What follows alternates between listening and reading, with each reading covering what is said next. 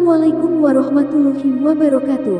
Allahumma sholli ala Sayyidina Muhammad wa ala ali Sayyidina Muhammad. Pemirsa yang dirahmati Allah, marilah kita simak ceramah dari Kiai Haji Abdullah Gimnastiar dengan tema Rahasia agar diterima semua amal kebaikan. Sebelumnya marilah kita perbanyak sholawat minimal 1000 kali sehari, agar hidup kita penuh barokah dan mendapatkan syafaat kelak. Jangan lupa berikan dukungan kepada channel kami dengan memberikan super thanks seikhlasnya. Marilah kita doakan semoga Ajim sekeluarga dan para penonton YouTube ini diberikan kesehatan dan diberikan kebahagiaan dunia dan akhirat. Amin ya robbal alamin. Alhamdulillahirabbil alamin. Alladzi khalaqal mauta wal hayata liyabluwakum ayyukum ahsanu amala wa huwal azizul ghafur. Allahumma salli ala sayyidina Muhammad wa ala alihi wa ashabihi ajma'in. Ya Allah ya Sami ya Bashir, Allahumma aftah lana hikmataka wansur alaina rahmataka ya dzal jalali wal ikram. Ya Allah, bukakan hikmah dari setiap kejadian, setiap ilmu. Jadikan majelis ini majelis yang Kau ridhoi. Bukakan hati kami sehingga menjadi hati yang yakin padamu ya Allah. Yakin dengan segala janjimu, yakin dengan segala jaminanmu ya Allah. Cabut segala keraguan di hati kami. Allahumma inna nas'aluka imanan kamilan wa yaqinan sadiqan wa qalban khashian. Taqabbal minna ya arhamar rahimin. Amin ya rabbal alamin. Baik, nomor 142. Bismillahirrahmanirrahim. Laula jamilu sitratihi lam yakun amalun ahlan lil qabuli. Andai kata tidak ada kebaikan tutup dari Allah, niscaya tidak ada amal yang layak untuk diterima. Jadi kalau tidak ditutupi oleh Allah, amal-amal kita tuh tidak ada yang diterima. Syaratnya diterima amal itu dua. Satu, niatnya benar lillahi ta'ala. Yang kedua, caranya benar. Tapi fokus kita lebih sering kepada cara, bukan kepada niat. Contohnya sholat asar barusan. Kita berwudu, kita ke masjid, ibu pakai mukena, kita luruskan shaf, kita takbir, kita baca dengan bacaan yang disesuai dengan tuntunan. Tapi ada satu yang sering tidak terjaga kehusuannya, benar? Karena amal itu ada dua jenis, ada amal yang sah dan ada amal yang diterima. Sah sholat kita barusan, tapi apakah yakin diterima? Belum tentu. Tapi kita seringnya merasa puas dengan sudah sholat, sudah. Padahal bukan sholatnya yang sangat penting, diterima sholatnya oleh Allah. Tapi orang-orang menganggap kita orang baik. Oh, itu rajin ke masjid. Oh, ibu itu pakai jilbab. Oh, itu ibu rajin ngaji. Oh, ibu itu saumnya Senin Kemis. Padahal belum tentu amalnya diterima oleh Allah. Ada yang lebih parah lagi. Kita belum tentu diterima amal, tapi jadi sombong. Menghina orang yang tidak beramal. Menghina, meremehkan orang yang belum beramal. Padahal amal kita saja belum tentu diterima. Jadi hati-hati hadirin, sibuknya beramal itu belum tentu disukai Allah.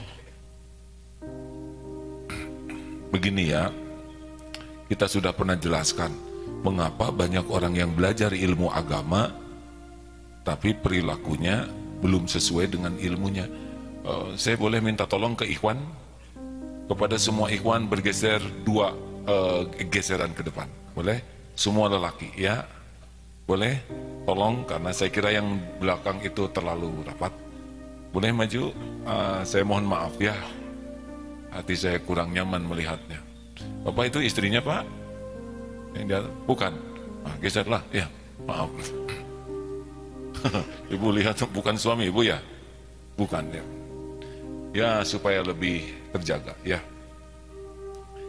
Jadi ada orang yang belajar ilmu agama ke majelis taklim, mesantren, kuliah di sekolah di madrasah, bahkan kuliahnya kuliah Islam, tapi mengapa perilakunya kok tidak sebanding dengan ilmunya? Masih ingat penyebabnya? Satu, karena niatnya. Kalau niat salah, maka walaupun ilmu melimpah, tidak akan berkah. Di Darut Tauhid ini banyak nih, santri ribuan, belum tentu semuanya bisa dekat dengan Allah, karena tidak semua santri ingin dekat dengan Allah. Sama keluhan suami juga, ibu, ini banyak sekali tamu nih, majelis taklim. Mengapa suami ada yang mengeluh? Istri saya itu, kata seorang suami, rajin sekali pengajian, seperti makan obat, sehari 3 kali. Nyata sekali perubahannya, tapi hanya pada seragam. Kelakuannya nyaris tidak signifikan perubahannya. Judesnya, bawelnya, pelitnya, mudah tersinggungnya, mudah marahnya, senang pamernya. Kemana itu ilmu? Dan yang meningkat itu bukan iman, melainkan cicilan. Ibu, jangan ketawa, harusnya sedih loh, Bu. Sama lelaki juga. Kenapa? Karena belum tentu datang ke majelis taklim itu ingin dekat dengan Allah. Sama nih, ada 332 tamu yang terdaftar ya, dari berbagai majelis taklim. Apakah yakin pulang dari sini jadi dekat dengan Allah? Belum tentu. Ada yang kesini tuh penasaran, pengen tahu si Agim deh, gimana sekarang, sesudah dulu heboh. Ada, saya mau ngebandingkan. Kalau itu niatnya, ya kelihatannya dapatnya hanya dapat potret saja. Tapi ya Allah, saya berniat ingin dekat denganmu. Semoga datang ke majelis taklim di Darut Tauhid, saya semakin mengenalmu, semakin yakin padamu, semakin dekat denganmu. Itu dari awal Allah sudah tahu. Yang kedua, mengapa orang tidak berubah? Karena ilusi ilmu. Dia tahu ilmunya, dan celakanya dengan dia tahu tuh tiba-tiba dia merasa sudah seperti ilmunya itu. Dia membahas ilmu sabar dan merasa sudah sabar. Dia membahas ilmu ikhlas dan dia merasa sudah ikhlas dengan tahu, padahal beda antara tahu dan bisa. Tahu kuda dengan bisa berkuda itu beda. Benar? Sing sabar atau anak-anak, ibu tuh ingin kalian jadi anak yang sabar. Tahu enggak? Innallaha ma'as sabirin. Gitu. Dalil fasih. Tapi pada saat ngomong itu kelihatan sekali tidak sabar. Hati-hati ya Bu, jangan deket-deket dengan si ibu itu tuh. Dia itu, maaf aja, kerjanya tuh ngomongin orang lain. Padahal kita tahu sendiri hukum ghibah. Di dalam surat Al-Hujurat ayat 12, nyata sekali bahwa ghibah itu haram. Hati-hati aja Bu. Dia ngomongin siapa? Jangan suka suudon seperti orang itu tuh. Dia kerjanya buruk sangka, padahal dia yang lagi buruk sangka. Begitulah jebakan ilmu. Tidak jarang orang berdebat membahas ilmu agama, tapi ya begitulah, ilmu hanya jadi bahan perdebatan. Belum tentu diterima amalnya yang berdebat itu. Yang ketiga adalah orang belajar agama tapi jadi sibuknya hanya sibuk amalan lahiriah.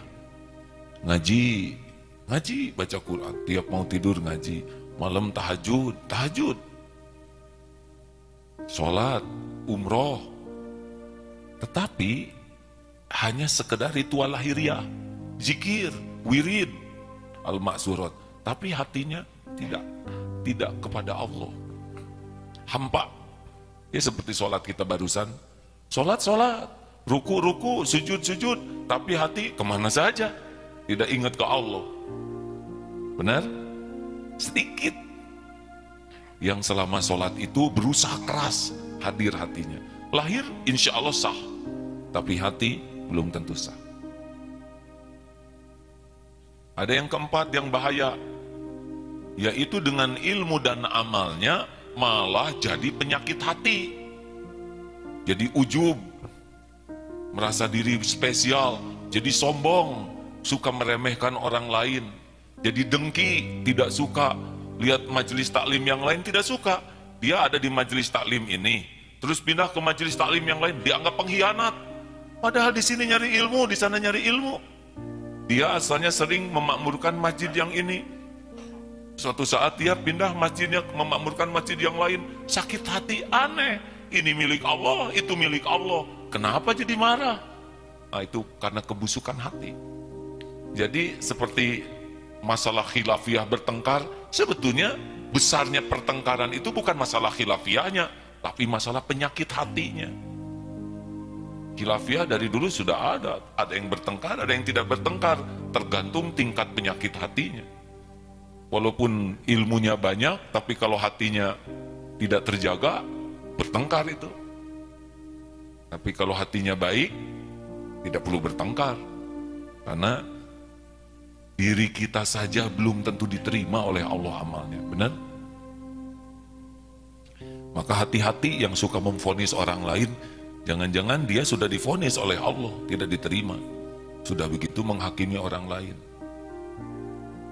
Nah, hadirin sekalian, jadi selama ini kita bisa begini tuh cuma karena Allah saja. Maha sabar melihat kelakuan kita. Bahkan di dalam yang satu lagi ini ya, coba dibacakan 143 ini. Bismillahirrahmanirrahim. Anta ila hilmihi idza ata'tahu ahwaju minka ila hilmihi idza asaitah. Engkau lebih membutuhkan maaf dan kesabaran Allah ketika engkau berbuat taat, melebihi daripada kebutuhan ketika engkau berbuat maksiat ataupun dosa. Ketika kita berbuat dosa, kita mengharapkan Allah mengampuni kita. Tapi kalau kita berbuat taat, karena kita taatnya suka palsu, berbuat kebaikan tidak ikhlas, sholat tidak khusyuk. Bayangkan sederhananya ya, ini tidak bisa dibandingkan dengan perilaku manusia. Seseorang mau melamar anaknya, tapi sudah ditunggui oleh calon mertua, didengar, tapi ngomongnya ngelantur sambil main-main. Wek wek wek wek wok wok. Mana lebih mengharapkan diterima atau lebih mengharapkan sabar untuk tidak digaplok? Hadirin, horor sekali. Sudah mau ketemu, menghadap, nggak benar kelakuan. Boro-boro ingin diterima, tidak digaplok juga, untung kan begitu ya. Kita lebih membutuhkan kesabaran. Atau yang lebih dramatis lagi, upacara kenegaraan. Sedang upacara bendera, ini ngarang ya, negaranya ngarang, yang melakukannya ngarang. Inspektur upacara sedang perhatikan. Nah, komandan upacara itu ngaco, pakai pedang gitu.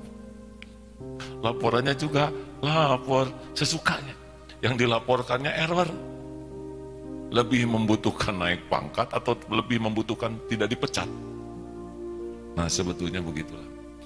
Kita ini sholat seperti barusan, lebih memerlukan kesabaran Allah melihat kita sholat yang ngaco. Sebab sudah menghadap ke Allah, tapi pikiran kemana-mana, dan Allah tahu. Nah, kita istighfar itu juga ngaco istighfarnya. Astagfirullahaladzim, astagfirullahaladzim, astagfirullahaladzim. Tidak pakai hati sama sekali. Ampun, ampun, ampun. Harusnya untuk istighfarnya saja kita lebih benar-benar minta diampuni. Itulah kita, udah gitu sombong.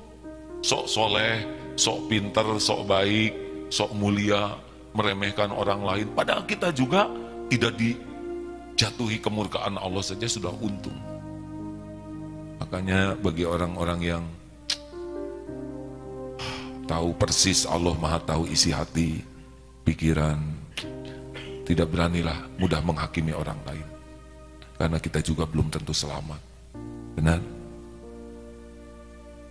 Jelas nih ibu-ibu, jangan menghakimi, itu seragamnya belang ya. Belang-belang, siapa tahu hatinya bersih.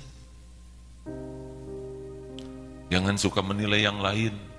Kita tidak tahu derajat seseorang di sisi Allah. Karena cara Allah menilai hambanya beda dengan cara kita. Rasulullah pun pernah menceritakan seorang wanita pezina Bani Israel. Pezina. di zaman dulu Bani Israel, menolong seekor anjing kehausan. Sampai dia turun ke sumur, ngambil air, membahayakan dirinya pakai selopnya. Kasihkan ke anjing, tidak ada yang lihat. Itu bisa mendatangkan ampunan Allah. Nah kita tidak tahu ini. Teman-teman ini punya amal apa? Mungkin pernah ngasih minum seekor kecoa, ya. Ketika kecoa kehausan, saya juga tidak tahu kecoa haus bagaimana. Mungkin pernah menolong seekor semut, kita datang ke sebuah pohon, semut nempel, kemudian kita pulang lagi ke pohon itu, karena siapa tahu ini ibu dari beberapa anak semut, nanti pisah dengan keluarganya, tidak ada yang lihat, pindahkan. Tapi di sisi Allah boleh jadi hebat, dibanding sedekah, baca Quran, umroh kita, yang lebih suka diposting. Oh, banyak amalan yang kita anggap remeh, tapi dahsyat di sisi Allah. Dan bisa mendatangkan ampunan yang besar. Nah kita tidak tahu tiap orang punya amal apa, benar? Tidak tahu ini. Siapa tahu ada amal yang kecil tapi dahsyat di sisi Allah dan diampuni. Jadi jangan suka melihat kekurangan seseorang, kemudian kita remehkan karena kita tidak pernah tahu perilaku orang tersebut yang ada dalam penilaian Allah Subhanahu wa Ta'ala. Yang paling aman, sudahlah, jangan meremehkan siapapun. Lihat yang masih muda, ini lebih muda, berarti dosanya lebih sedikit. Lihat masa keemasan, ini nih, udah pada tua nih ya, berarti amalnya lebih banyak gitu. Lihat itu yang tergelincir berbuat dosa, siapa tahu dosa ini yang mengantarkan dia tobat nasuha. Berapa banyak orang yang berbuat dosa jadi tobat? Mana yang hebat? Banyak amal jadi sombong, berbuat dosa terus tobat. Dijawabnya sing pakai hati, ya, tobat gitu ya. Tapi saya harus berbaik sangka ya bahwa itu saking semangat ya Bu ya. Mana Bu? Mana yang bagus?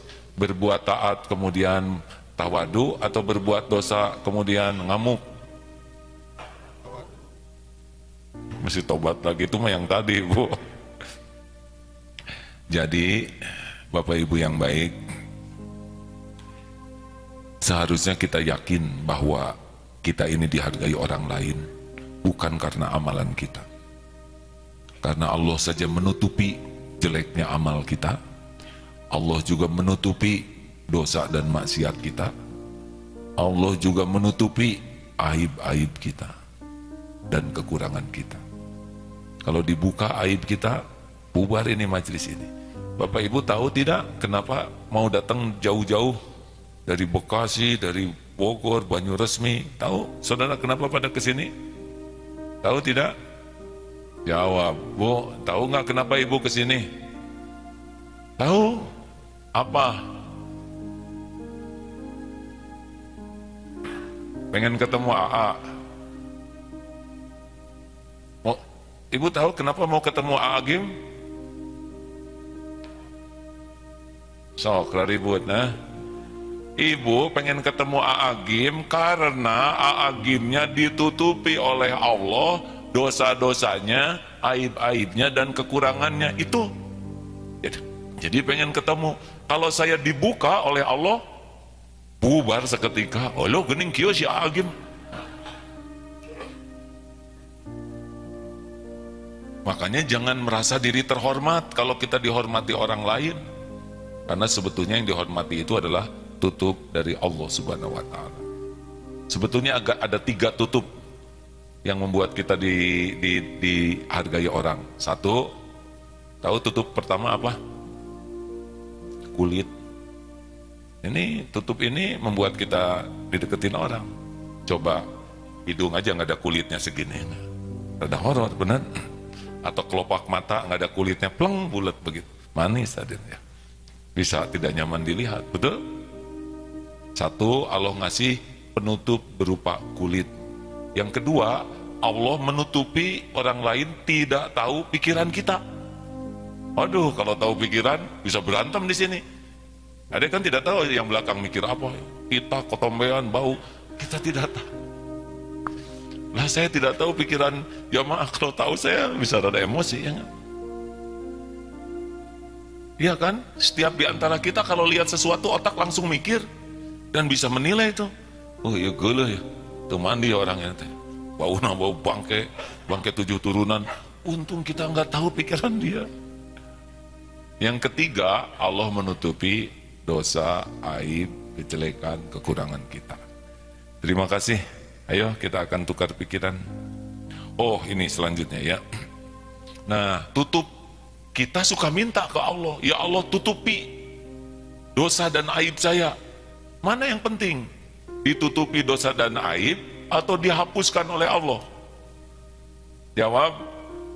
Nah kita tuh lebih ingin orang lain gak tahu aib kita. Kenapa? Karena kita memang masih suka berkedudukan di sisi makhluk. Nah, sebetulnya yang penting bagi kita bukan ditutupi aib di depan orang. Yang penting bagi kita tuh dihapuskan aib dan dosa. Nah, kita sering berusaha agar orang lain tidak tahu. Ya tidak apa-apa, normal. Tapi Allah juga udah tahu kalau kita dibuka bisa gempar. Benar? Makanya sudahlah, mulai sekarang jangan petantang-petenteng. Jangan merasa hebat, jangan merasa penting, jangan merasa mulia dengan gelar, pangkat, jabatan, popularitas, pujian. Nah, sudahlah. Jangan merasa, saya jagoan, saya terampil. Nggak ada yang jagoan, nggak ada yang jagoan. Tapi dia jago sekali bela diri. Ya, karena Allah aja nggak bikin mencret, ya kan. Walaupun jago bela diri, diare, pasti di toilet yang repot begitu. Betul? Tapi ini daya ingatnya kuat, belum dikasih pikun aja. Kasih saja oleh Allah kulit pisang, keinjak, kepleset, beleduk, otak bagian belakang bisa hilang itu ingatan. Mudah sekali bagi Allah. Sangat mudah. Tapi dia nilainya bagus ya karena Allah ngasih otak. Allah yang ngebangunkan, Allah yang nguatkan dia belajar. Dan mudah bagi Allah ngambil segalanya. Tidak ada jagoan, tidak ada hebat, yang ada tuh cuma satu. Pertolongan Allah itu aja. Maka jangan petantang-petenteng karena mudah sekali. Terima kasih. Ada pertanyaan silakan. Ada yang musyahadat saya dengar. Mana? Ini di absen dulu tamu. Majelis Taklim Ali Harun Cianjur. Assalamualaikum gitu Bu.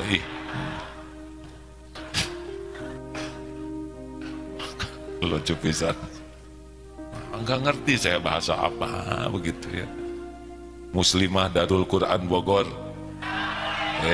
Karena udah diajarin barusan. Waalaikumsalam. Majelis Taklim KI At-Thayyibah Bekasi Selatan. Mana?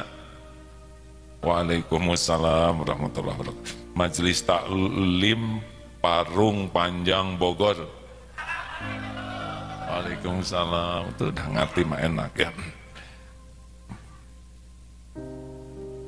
Apa katanya? Ya udah makan belum Bu? Ya bagus ya. Hanya nanya aja ya. Al-Furqon Banyu Resmi Garut. Waalaikumsalam. Ini ada beberapa yang belum ngacung. Siapa ini? Bapak dari mana? Dari Medan. Majelis Taklim Ibu-Ibu Medan. Cuma Bapak sendiri yang ngacung Pak ya? Oh ada keluarga Medan. Mana keluarga Medan? Alhamdulillah. Ada yang belum diabsen? Yang belum diabsen ngacung? Alhamdulillah. Dari mana Bu? Dari tadi Alhamdulillah ya. Dari Tasik Manonjaya. Terima kasih. Terima kasih Manonjaya wa khair Bu. Alhamdulillah. Masya Allah. Terima kasih. Ada yang akan kita diskusikan? Ada pertanyaan kah? Satu. Tidak ada? Begitulah ya. Jangan suka mempersulit orang lain. Jangan menambah beban kepada penceramah. Hidup tuh yang ringan. Mau ditambah aja ilmunya? Silakan, Bu. Ada yang bisa bantu? Jadi ibu-ibu nanti kalau mau ke Darut Tauhid beritahu sebaiknya minggu pertama dan minggu kedua ya. Karena 2 minggu selanjutnya ada kemungkinan saya sedang bertugas atau belajar di tempat yang jauh dari pesantren ini. Gitu. Jadi tahun depan itu kalau mau silaturahim ya seperti ini, malam Jumat pertama, malam Jumat kedua. Kalau hari Ahad pertama itu ada di Eko Pesantren, hari Ahad kedua di Istiqlal. Itu jadwalnya. Ya. Ya, saya. Assalamualaikum warahmatullahi wabarakatuh. Saya mau bertanya, bagaimanakah caranya untuk mendapatkan ilmu yang sabar seperti AA? Ya. Diam, yang lain jangan banyak komentar, jawab enggak, ngerti enggak, kalau gogorowokan. Ibu teh nanya apa? Kan? Bagaimana Caranya mendapatkan ilmu yang sabar seperti AA? apa pelan nyebut seperti A-nya? Saya mah belum sabar, Bu, baru ingin sabar dan berusaha sabar. Apa itu sabar? Sabar itu menahan diri, mengendalikan diri agar pikiran, lisan, sikap dan hati kita tetap ada di jalan yang Allah sukai. Itu sabar. Sabar itu ada 3 tempatnya. 1, ketika taat harus sabar. 2, ketika menjauhi maksiat harus sabar. Yang ketiga, ketika menghadapi musibah. Ini tes ini sering ditanyakan ke tamu yang datang. Bu, Ibu, nanti bulan Ramadan silama ya, mau ikut taraweh? Mau taraweh tidak? Enaknya yang 11 rakaat atau 23 rakaat? 11. Imamnya yang bacaannya panjang atau yang ringkes-ringkes saja, jujur? Ringkes ya. Bayangkan Ramadannya belum, ya enggak? Ibadahnya belum, sabarnya sudah hilang dari sekarang. Ada. Bu, Ibu, banyakan mana? Baca Quran atau baca WA? Khusyuan mana? Ibu teh sholat atau dandan? Tuh, gitu. Gak ada yang cocok dengan amalan ahli sorga, aden. Mohon jujur, Bu, Ibu teh saya. Jujur, ku jujur nama Ibu teh. Ngan lepat. Harus diubah eta teh, Bu. Cik, jujur ya. Kalau punya uang 120.000, 2 lembar, yang mana yang dimasukin kotak infak? 20, jujur saya ya. Kalau sekarang ditambah uangnya jadi 125.000, 3 lembar, yang mana yang dimasukin kotak infak? 5.000 ya, nambah uang, nambah sedikit ya. Tambah lagi jadi 127.000, 4 lembar tah. 2.000 tuh, ini bangga Ibu mah. Itulah sebabnya majelis taklim teh ya, hanya banyak perubahan seragam. Suudon. Bapak pakai nyebut seragam. Baik, jadi sabar itu tidak serta-merta jadi, karena itu harus dilatih.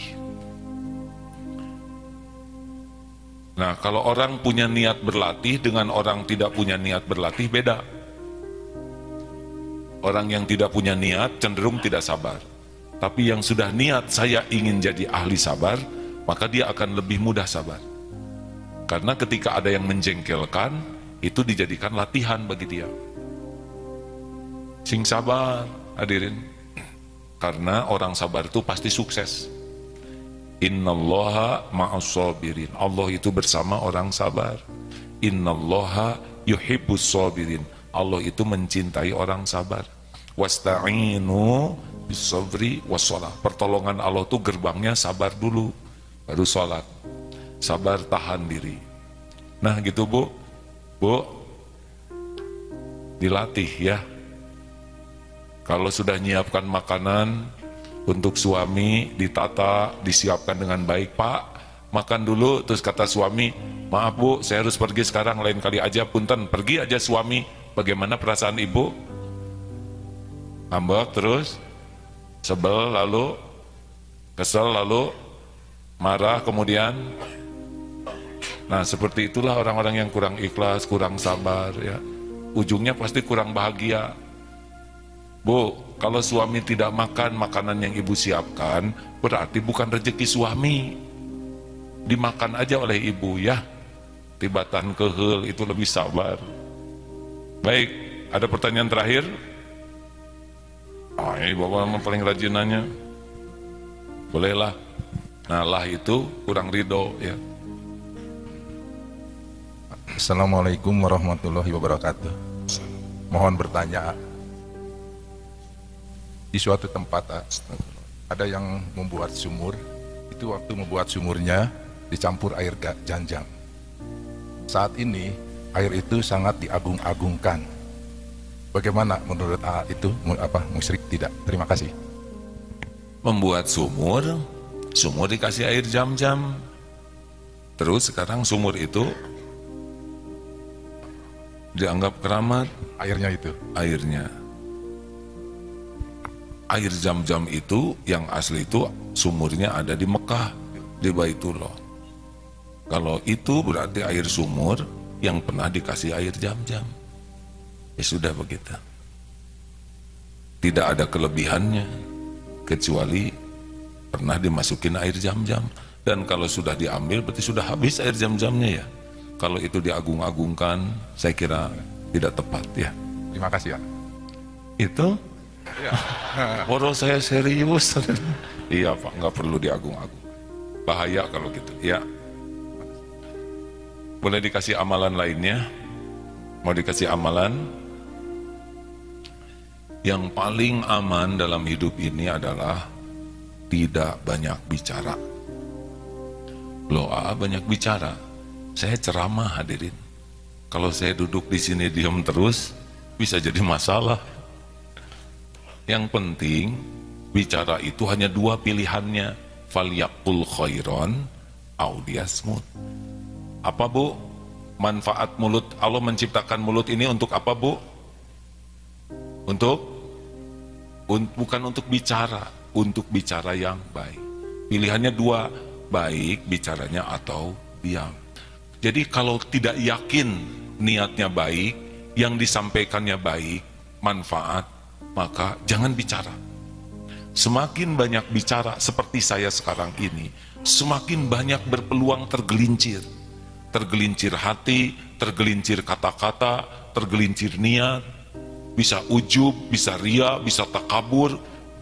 Makin banyak bicara, makin berpeluang banyak dosa.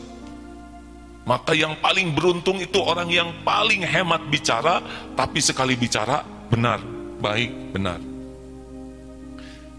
Kalau ingin memperbaiki akhlak dan belum bisa memperbaiki hati, perbaiki lisan. Kalau lisan kita bisa dijaga dengan baik, bicaranya dengan baik, niatnya baik, insya Allah akan sangat membantu hati jadi baik. Duzol kakosi, ulangi. Jangan berkata dusta.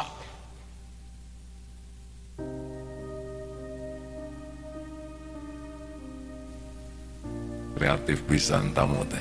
Sebetulnya saya tidak nyuruh diikutin terus, Bu. Jangan berkata bohong. Ingat ya, sekali berbohong, kita pasti akan membuat bohong lainnya. Karena setiap bohong harus dilindungi, dan biasanya bohong yang kedua ini juga harus dilindungi oleh bohong lainnya. Akibatnya waktu kita ini akan lebih sibuk untuk berbohong, jadi tidak akan produktif, tidak bisa mengurus keluarga dengan benar, tidak bisa bekerja dengan baik. Orang-orang yang tidak jujur, dia sangat takut ketahuan ketidakjujurannya dan pasti akan membuat bohong lainnya. Ada bohong yang dibolehkan dalam Islam, tapi prinsipnya bukan bohong menyembunyikan dosa. Misal bohong untuk mendamaikan. Ketemu dengan ini kakak beradik kurang akur. Kak, sebetulnya adik itu selalu mendoakan loh. Selalu berdoa untuk kakak. Kan disebut Allahumma ighfir lil mu'minin mu'minat, itu kan mu'minin. Oh benar ya, bilang ke adik. Jadi dua-duanya berbaik sangka. Nah, ini adalah bohong yang tidak menyembunyikan kebaikan, tapi diperhalus. Atau misalkan dalam rumah tangga, itu boleh misalkan istri makanannya kurang enak. Pak, gimana masakannya, lezat kan? Lezat misalkan. Atau saya belum punya contoh lain. Ibu membelikan kopiah untuk suami, tapi kopiahnya tuh belang dan banyak rumbe-rumbenya, di sininya ada potnya. Aduh gimana Pak? Luar biasa Bu. ini kopea sangat istimewa, saya akan simpan supaya awet. Atau suami membelikan mukena ke ibu, terinspirasi, mukenanya tuh garis hitam, garis-garis gitu, putih hitam, seperti pakaian tahanan. Bu, ini saya belum pernah lihat ada mukena variasi. Masya Allah Pak, ini mukena berkesan. Saya akan simpan di lemari supaya awet. Makan, boleh bohong sedikit, boleh, tapi bukan menyembunyikan kejahatan. Atau bohong kepada penguasa yang zolim, boleh. Karena kalau kita jujur, kezolimannya akan bertambah-tambah. Itu mah namanya siasat. Tapi selebihnya jangan bohong. Yang kedua, jangan zolim, jangan menyakiti orang. Surat Al-Hujurat 11-12, jangan mengejek, mengolok-olok, jangan saling mencela, jangan panggil-memanggil dengan gelaran yang buruk, jangan berburuk sangka. Ayat 12, jangan mencari-cari aib, kekurangan, kesalahan, dan jangan bergibah menceritakan keburukan orang di belakang yang kalau orangnya tahu sakit hati. Stop. Jangan suka nanya berat badan. Ibu berapa kintal? Nah, kintal itu ya akan ingat ke karung yang tidak boleh ngomong yang membuat orang jadi teraniaya. Jangan berkata kasar, kotor tuh jorok, porno, dan kurangi sekuat tenaga perkataan sia-sia. Makin sedikit bicara, makin aman. Kecuali kalau kita yakin benar. Mau ditambah amalan lainnya, yang dipersedikit bicara, yang diperbanyak itu tobat. Waman aksarul istighfar, barang siapa yang memperbanyak istighfar, ja'alallahu lahu min kulli hammin farojan, wa min kulli doiqin makhrajan, wa ruzaqahu min haitsu la yatasib. Barang siapa yang memperbanyak istighfar, Allah lapangkan dari sempitnya hati, gelisah, tertekan, nelangsa, luka, perih. Pokoknya sesuatu hati ini yang tidak nyaman diambil oleh Allah. Istighfar itu digantikan dengan ketenangan. Allah memberikan jalan keluar dari persoalan apapun bentuknya, persoalan fisik kita, penyakit, keuangan, rumah tangga, anak, ekonomi, bisnis, pokoknya persoalan apapun ada dalam pengetahuan Allah, ada dalam kekuasaan Allah. Jangan pernah ragu ya, karena Allah tidak ada yang lebih menyayangi kita di jagat ini selain Allah. Tidak ada yang lain. Orang tua sayang, tapi tidak seberapa dibanding dengan sayangnya Allah kepada kita ciptaannya. Tidak ada yang lebih mengetahui segala keperluan dan persoalan kita selain Allah. Karena dialah yang menciptakan kita dan dia yang mengurus kita setiap saat. Tiada yang mampu menolong kita selain Allah. Karena selain Allah tidak bisa memberikan manfaat tanpa izin Allah. Dan istighfar itu gerbangnya. Yang terakhir, waruzaqahu min haitsu la yatasib. Allah berikan karunia rezeki itu karunia aneka bentuk dari tempat yang tidak diduga-duga, tidak disangka-sangka. Kurangi bicara, berbanyak zikrullah, di antaranya adalah